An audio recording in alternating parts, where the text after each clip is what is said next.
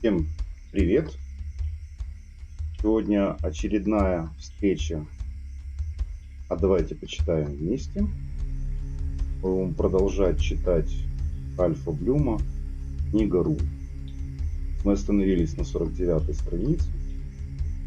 И кто любит читать, особенно кому вдруг нравится чтение с комментариями, потому что так читать можно и так почитать самому. Читать с комментарием это уже интересно. Тем более книга Ральфа Блюм, книга Рун, это одна из первых книг, которую я прочитал как практикующий гномолог. Ну, как до того, как я стал практикующим гномологом, первая книга, на которую я взял в руки. И благодаря Ральфу Блюму я познакомился с этой.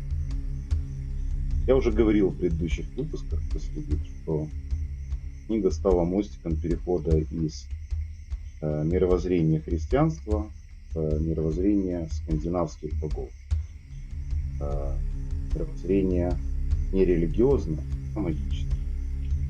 Поэтому, кто колеблется, у кого зовут руны, я рекомендую первое,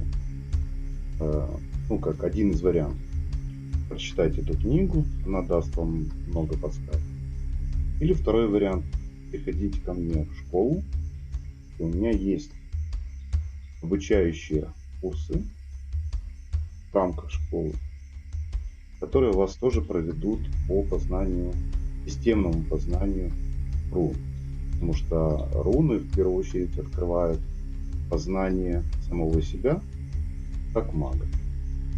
А то, что потенциал мага почти у каждого есть, его нужно развивать и иметь желание к этому, то это правда.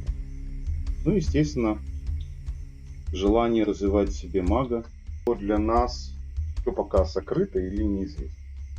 Поэтому проверка оракулов или верность рун, она нужна на самом деле на начальном этапе для того, чтобы начать доверять больше себе. Поэтому изначально вы должны понимать, при попытке проверить, сопоставить оракулы, например, если вы используете руны и решили проверить их каким-то другим еще способом предсказательно, для того, чтобы убедить свой ум в том, что оракулы, не важно какие оракулы, но они говорят об одном и том же, разница только в том, что разными словами, символами и подсказками, то да. Но если вы, естественно, захотите руны проверять другими оракулами для того, чтобы проверить самого оракула, то это утопичный путь. Ну, во всяком случае, не наступайте на те грабли, на которые наступал Ральф Блюм изначально. Ну, и я тоже повелся на эти же проверки, и в итоге, я вам хочу сказать, да, я убедился в правдивости, но на самом деле потом я понял, что я делал очень грубейшую ошибку. Поэтому, если вы доверяете какому-то оракулу, например, если вы доверяете рунам, то доверяйте им абсолютно. А если вы не доверяете, то не надо тогда брать руны вообще в руки для предсказаний. Ну, во всяком случае, изучить эти руны. Продолжаем.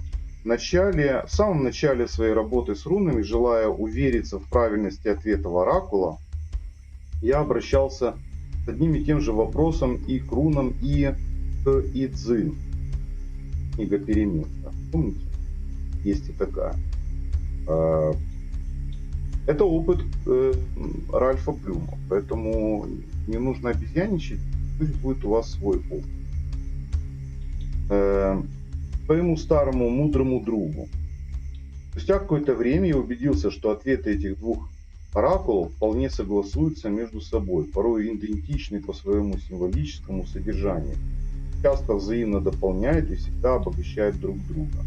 Вот, кстати, ключевая фраза дополняют и обогащают друг друга. То есть, например, если мы рассмотрим еще такой как вариант,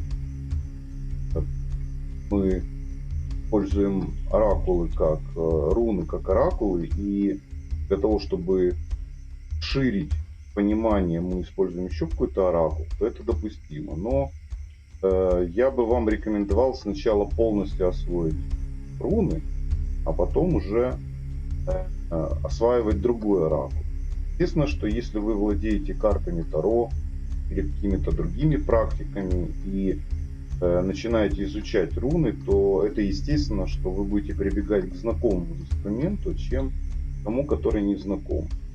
Но опять же, я повторюсь, что это только для того, чтобы на определенном моменте в своей жизни просто как бы расширить свое сознание и восприятие. Ну, со временем вы поймете, что руны более точные и лаконичные в своем предсказании, считывают информационные поля не хуже, чем любой другой оракул.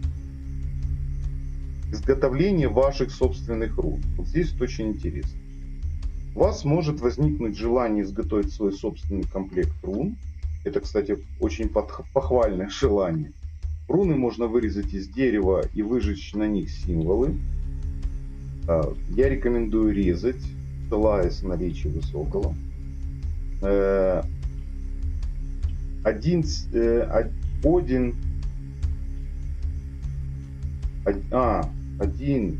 серебряных дел мастер, индеец Наваха из Санта-Фе, штат Нью-Мексико, однажды смастерил для меня чрезвычайно красивый комплект на маленьких камешках-горлышках, обкатанных морем или рекой. Были вырезаны изумительные руны. Руны могут быть изготовлены из прозрачного кварца, аметиста, кадеина, кусочков кости. Однажды я по необходимости сделал одноразовый комплект из картонной упаковки от мужской рубашки. Фломастером нарисовал глифы на картонных прямоугольничках. Первый заказанный мной комплект рун был сделан гончаром Норманом Ауфрихтигом из Брукфилда, штат Коннектикут. Он изготовил их из глины, покрытой двойным слоем глазури. В процессе изготовления рун он брал понемногу глины от каждой, и потом из этих кусочков вылепил пустую руну. Таким образом получилось, что пустая руна содержала в себе экстракт всех жизненных элементов. Кстати, вот Ральф Блюм как бы впервые ввел понятие как пустая руна или запасная руна, ну, трактовку я имею. На самом деле мне это нравится. Почему мне это нравится? Потому что пустая руна, она символизирует самого Одина или совокупность Путарка. И зачастую в практике гностики, предсказания, когда выпадает пустая руна, это руна Вирда или руна судьбы. То есть, иными словами, оракул говорит: положи любую руну вместо меня, и это будет правда. То есть какую ты хочешь руну, какая руна лучше всего подойдет в твоем понимании. 3 года.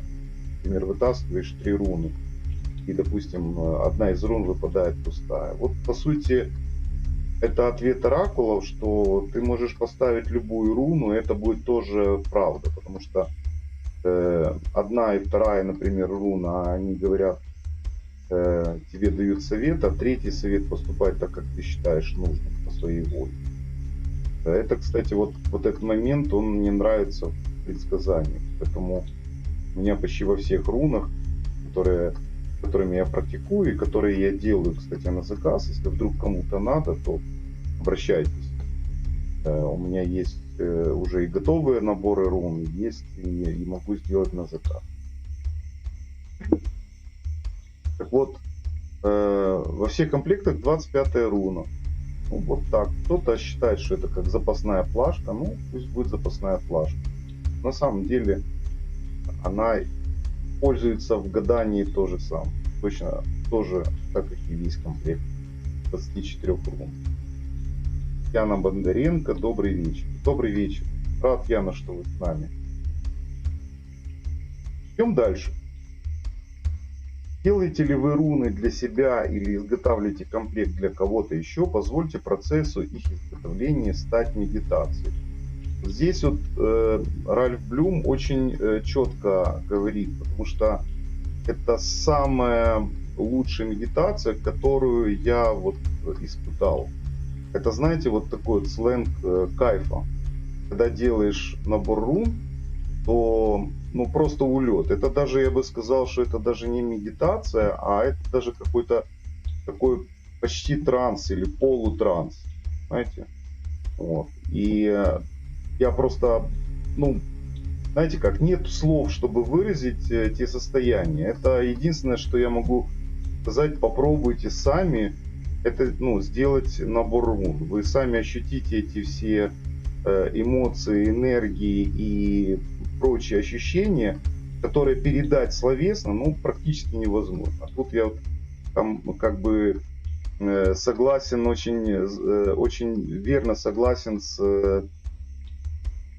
Ральфом. Для многих людей, включая меня, само понятие медитации постижимо с трудом.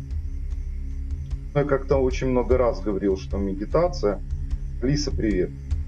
Я очень часто говорил, что медитация в переводе с греческого это размышление. Поэтому углубленное размышление, многие, в общем-то, слово медитация избили его, знаете, избили в каком плане? Они его сделали таким, ну, все туда залепили. На самом деле медитация это изначально размышление, сконцентрированное размышление или где ваше внимание полностью поглощено процессом или какой-то мыслью. Вот это и есть медитация.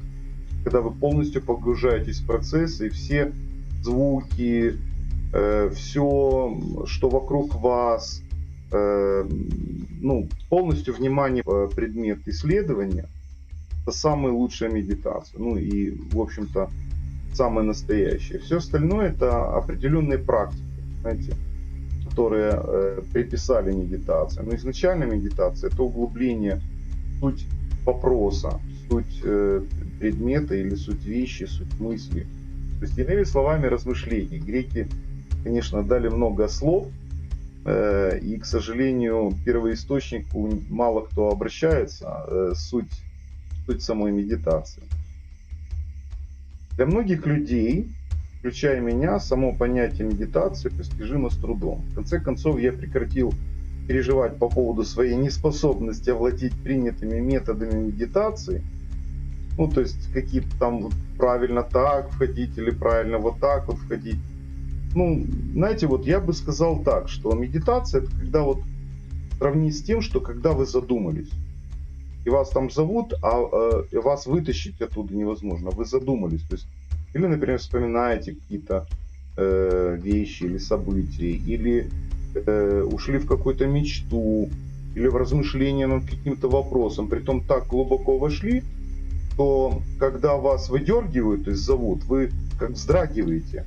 То есть вас как вытаскивают, выкидывают из этого. Вот где-то так. Поэтому какие-то техники, как правильно медитировать, здесь такое, ну, как бы нету каких-то правил. Это уже правила, когда устанавливаются, то эти правила как бы лично для каждого. Ну, повторять их. Я считаю, что медитация это вообще индивидуально. Вот каждого лично. Вот взять вот множество людей, сделать опрос, и каждый, ну, кто действительно понимает, что такое медитация. Это не какая-то техника, не какой-то... Вот правильно, Яна, согласен с вами. Главное полное погружение. Совершенно верно. Вот полное погружение, оно сугубо индивидуально. Его нельзя описать или предложить кому-то точно таким же. Понимаете? Ну, это невозможно. Читаем дальше. В конце концов, я прекратил переживать по поводу своей неспособности овладеть принятыми методами медитации после того, как услышал мифолога Джейса Кэмпбелла, сказавшего, что для него медитация было подчеркивание предложений в книгах. Тоже вариант. Медитацией может стать возделывание сада, мытье вашего автомобиля, изготовление ваших собственных рун. Также может быть глубокой и приносящей большое удовлетворение медитации. Ну, даже нечего добавить. Передача ваших рун. Рано или поздно встает вопрос, допустимо ли передавать кому-либо ваш комплект рун. Вот я сразу скажу, у меня какая-то брезгливость, может не совсем точное слово, но как бы, знаете как, я свои личные руны, это все равно, что вот, я не знаю, зубную щетку кому-то дать свою собственную, или ну, какие-то личные вещи, которые, я бы сказал, интимные.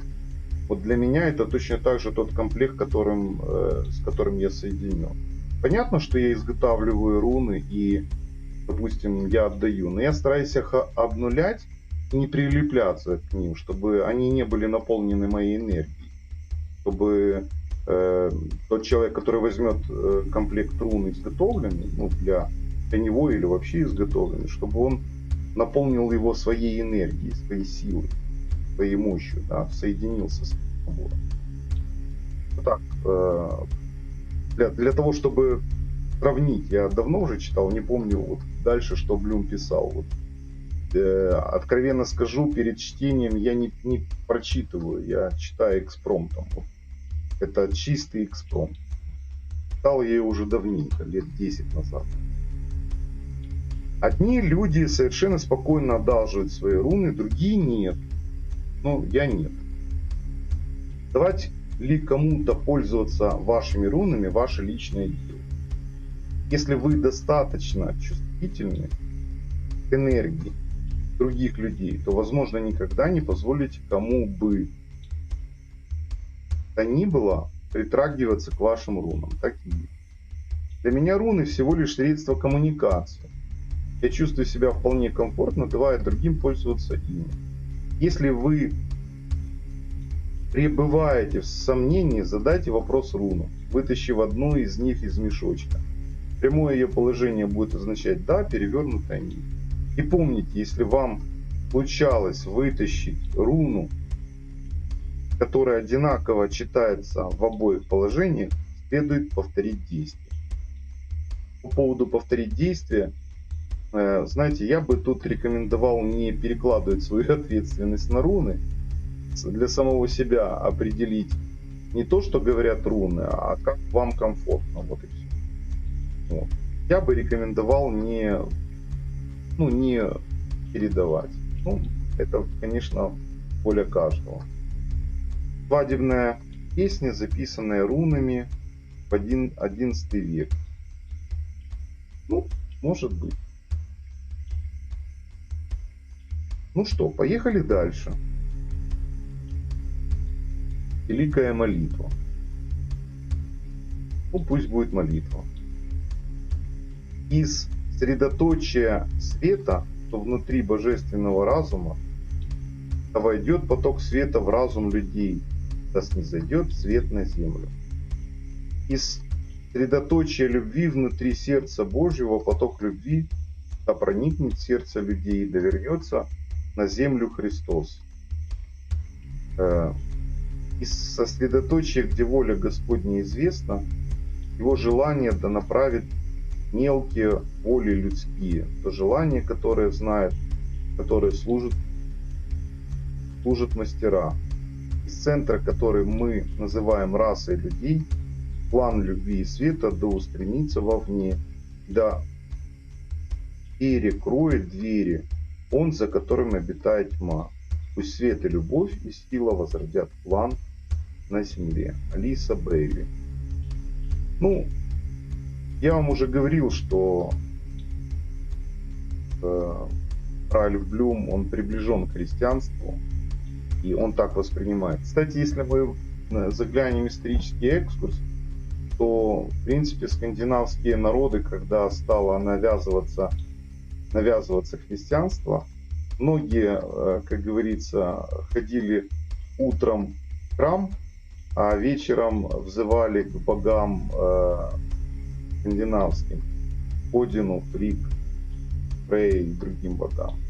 Многие воспринимали, и, в общем-то, я где-то даже согласен, многие воспринимали Одина как отца, Фрик как Матерь Божью, а Бальдара как Христа. Вот такие вот сравнения.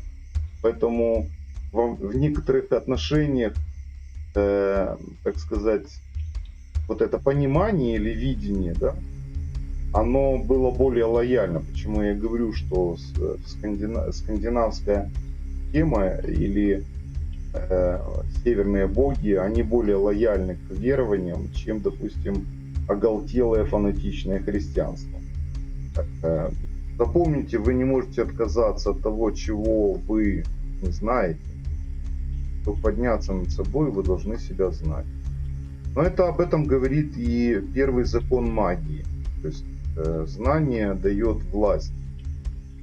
Знание о себе, знание о предмете магии дает власть над собой, соответственно, и над своей реальностью.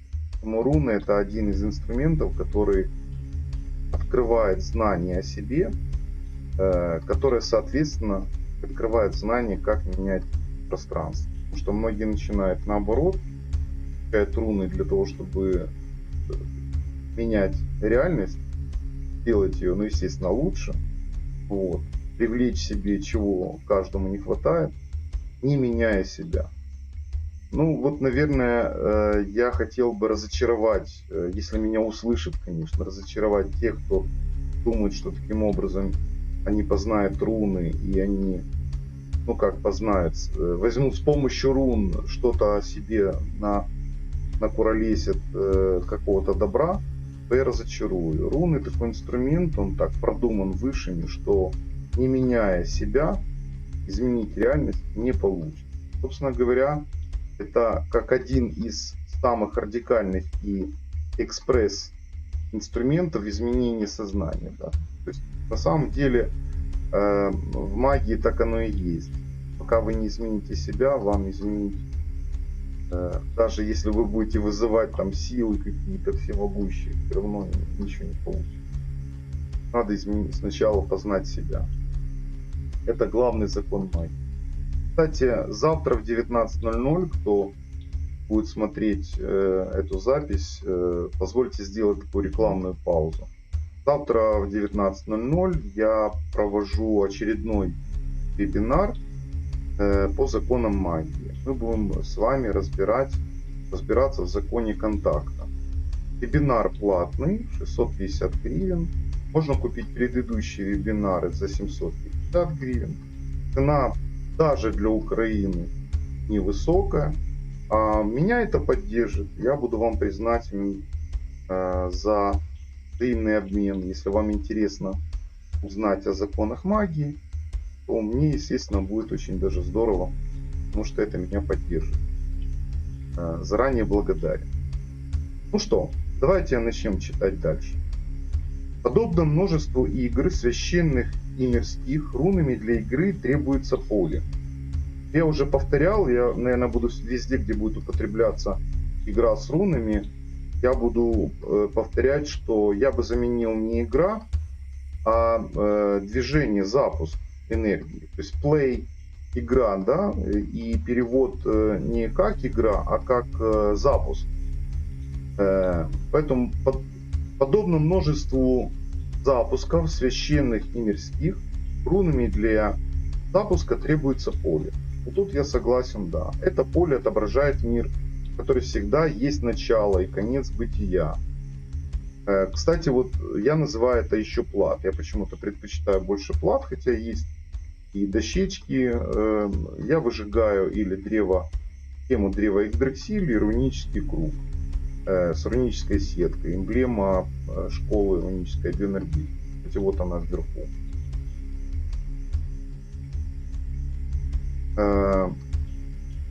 Возможно, вы захотите обзавестись специальным полотнищем, цветным или белым, предназначенным исключительно для метания рун.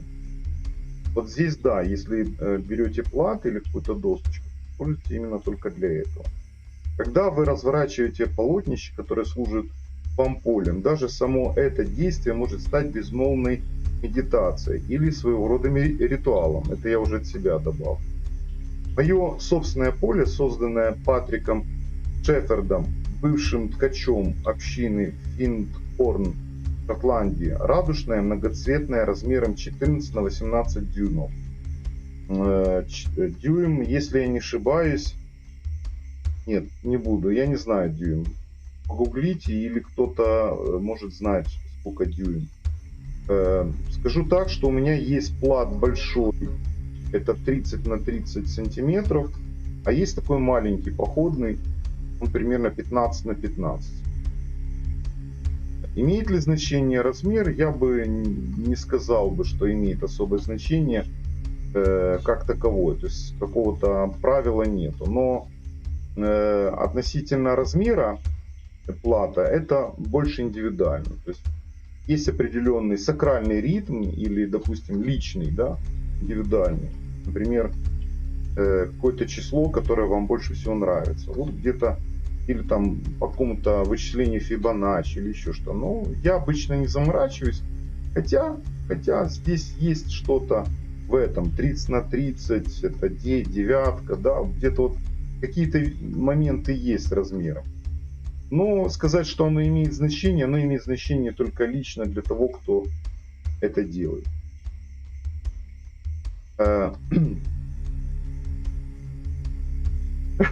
Сотканная из шелковых нитей 22 оттенков.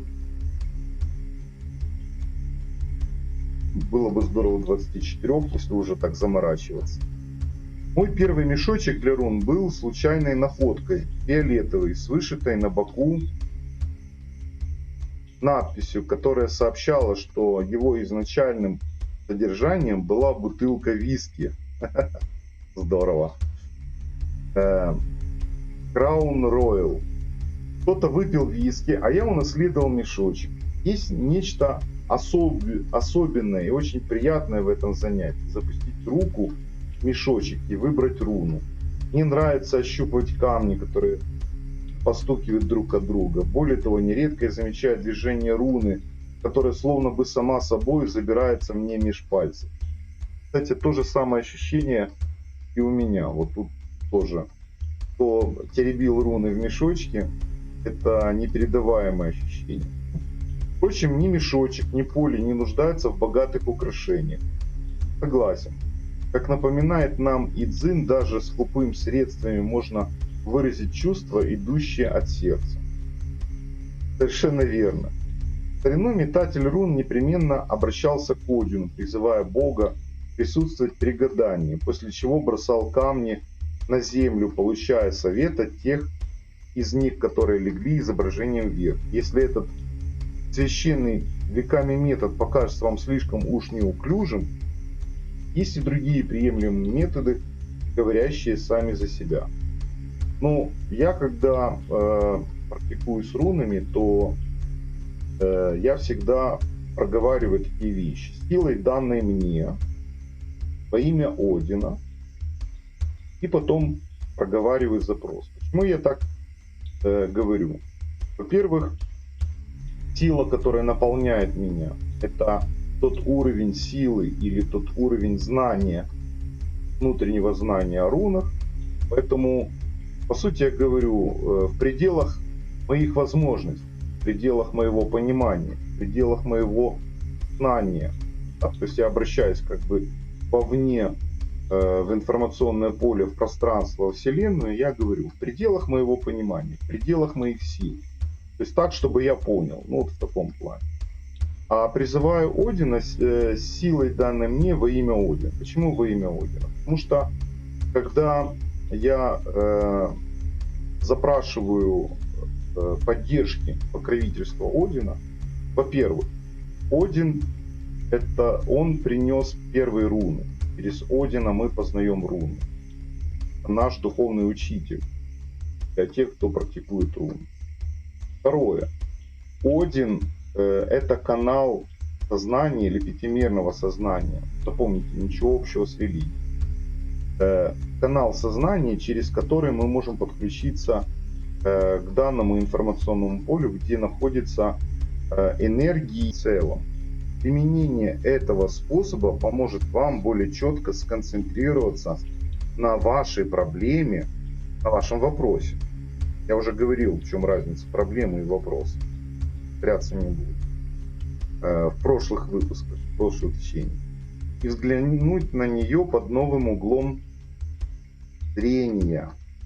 В сущности, то, что вы при этом делаете, есть побуждение вашего разума к интуитивному озарению путем обращения к мудрости знающего Я.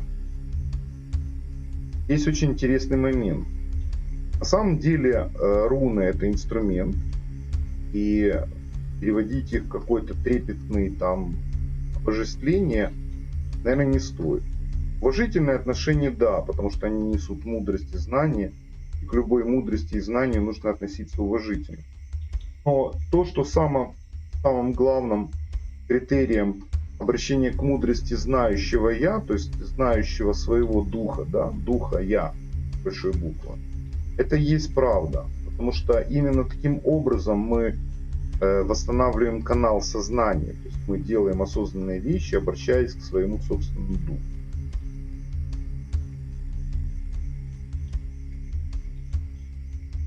Извлечение единственной руны очень хорошо помогает в стрессовых ситуациях. Вы можете самостоятельно найти путь решения проблем, которые требуют действовать без промедления, которых, по правде говоря, у вас нет достаточной информации. Все, что вам нужно для принятия решения: мешочек с рунами и по возможности укромное место. Добавлю сюда один такой момент. Почему, например, особенно в начале практики с рунами очень важно не делать расклады с многими рунами. Особенно, когда вы только-только начинаете практиковать, изучили руны или только начинаете изучать их.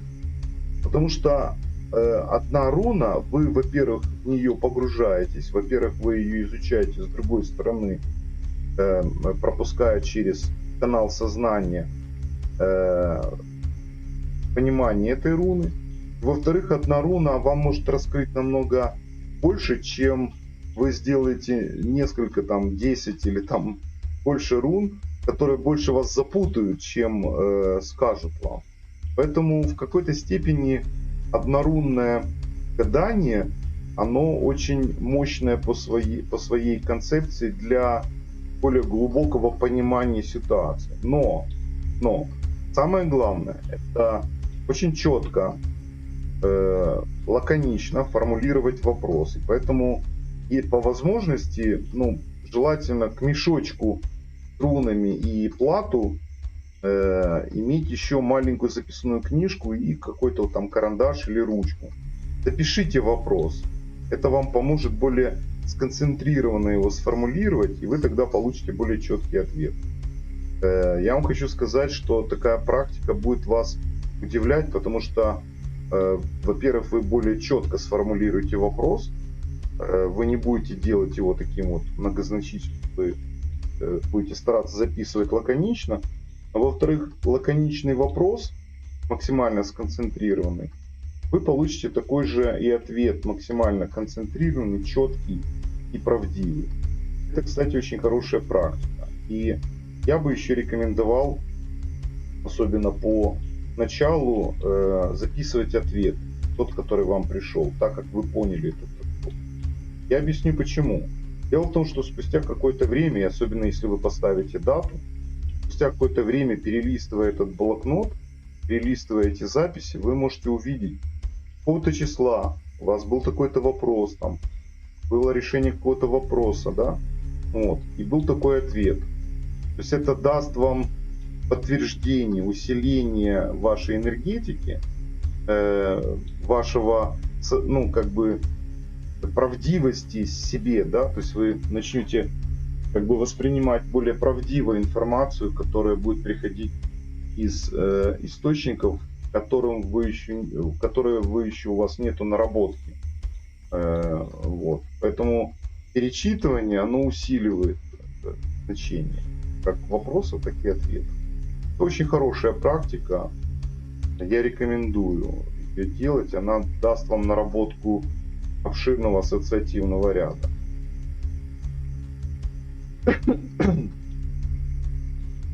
Мой приятель, высокопоставленный служащий одной корпорации, однажды рассказал мне, как он внезапно оказался в кризисной ситуации, в результате которой мог либо согласиться на новую должность, в своей компании, либо получить отставку. Я отправился в мужскую комнату, прихватив с собой свой мешочек с рунами. Сказал он: Когда я вышел оттуда, я находился на пути к тому, чтобы стать главным исполнительным директором. Руной, которую он вытащил, была Дагас. Руна прорыва и трансформации. Извлечение единственной руны помогает не только в трудную минуту. Эту технику можно использовать во всех случаях, когда вам необходимо оценить ситуацию в целом. Отправляясь в дальнюю дорогу или выезжая из дома на работу, многие люди кладут свои руны на сиденье рядом. Единственное, что старайтесь это не делать за рулем, потому что чревато авариями. Поэтому у них там в Америке трассы-то более-менее нормальные. Есть места, где можно остановиться, а у нас можно и вылететь так вот с рунами. Поэтому будьте аккуратны. То есть не нужно, чтобы у вас были такие вот вещи. В трудные моменты руна Одина часто обнаруживает чувство юмора. Почему бы и нет? Смех – любимая музыка бога. Кстати, да. Локи очень часто любит подшучивать над особенно вопросами, которые очевидны. Если вы беспокоитесь о ком-то, кто находится далеко от вас и не можете связаться с ними, полностью сосредоточьтесь на личности этого человека, а затем вытягивайте руну. Эта практика открывает вашему разуму дорогу к неординарному. Вы можете обнаружить, что вполне возможно получать знания о вещах удаленных, и что ваше истинное видение простирается настолько далеко, насколько далеко простирается ваш мысленный взор. Вот, честно говоря, даже не могу возразить, потому что так оно и есть. Единственное, будьте осторожны в плане вопрошения о своих близких, да, а в плане вопрошения о чужих людях. Помните, что когда вы думаете о ком-то или тем более вопрошаете руны о ком-то, люди это чувствуют. Это не всегда хорошо, поэтому уважайте чужую волю, да, выполняйте закон равновесия, старайтесь по пустякам не теребить пространство относительно других людей. Это совет от меня. Используйте извлечение одиночной руны, чтобы достойно отметить значимые события в вашей жизни. Дни рождения, Новый год, солнцестояние, равноденствие, смерть друга, рождение, годовщины и другие особые случаи. Возможно, вам захочется занести полученные результаты в рунический дневник. Смотри страница 77. Я только говорил о блокнотике. Ну, рунический дневник, или я еще называю книга теней. Это такой книга теней. На самом деле это книга, которая для тех, кто практикует магию, является тенью. То есть куда маг, туда и книга. То есть как тень его. Всегда под рукой, чтобы что-то записать. Ну, наверное, на сегодня хватит. Думаю, что довольно. До следующей встречи, на следующей неделе. Какой это будет день, сложно сказать. Следите за сообщениями. Будет следующее чтение. Будет 7-я часть. Продолжим со страницы 57. И трехрунный расклад. Поговорим о трехрунном раскладе. Вот такое вот вам оно. Благодарю и тех, кто был со мной. Яна, Алиса. Может, еще кто-то смотрел, но ничего не писал. И те, кто будет смотреть записи. Всех вам благ. Всего доброго, можно так сказать. Но перед тем, как мы с вами окончательно раскланяемся, я хочу напомнить вам о том, что кто не подписан на канал, подписывайтесь. И вы сможете увидеть много новых роликов. Я стремлюсь и стараюсь загружать каждый день что-то новенькое. На самом деле это давно уже известные фразы, известные видео, но они по-новому звучат. Так что нажмите на уведомления.